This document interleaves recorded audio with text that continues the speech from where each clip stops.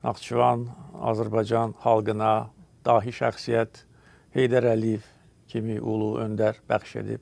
Bəsdir İlham Əliyev, çıx get! İlham Əliyev, çıx get bu ülkədən! Çıx get İlham Əliyev! İlham Əliyev bəsdir! Bəsdir!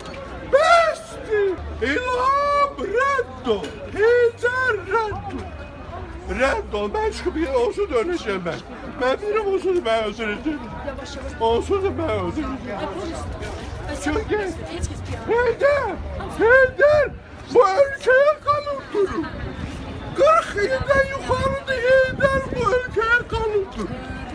Heydər bu ülkeye kalıp durun. Heydər kimdir?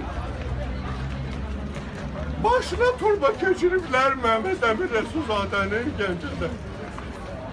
Mehmet Əmin Rəsulzadə buna bak.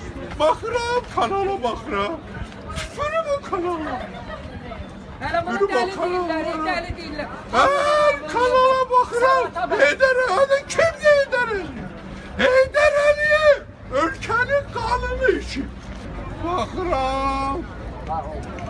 Kanallara müəyyən söhbətləri görürüm ki, hər yerdə Heydər Əliyev. Ay Heydər Əliyev. Ay camaat.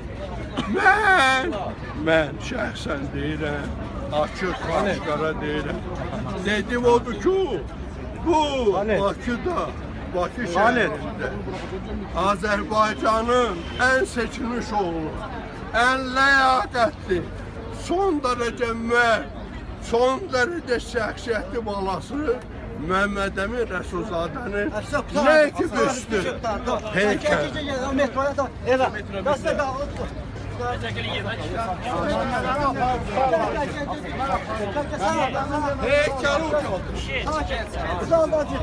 Mehmet Əmin Rəsulzadənin heykəli.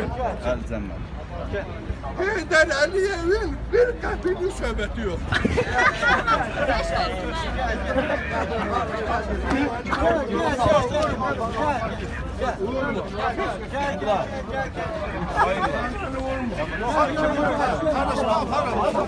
Öz çirkin ağzını açıb, mənim atamın haqqında söz demək, çox baxa başa gəlir ona.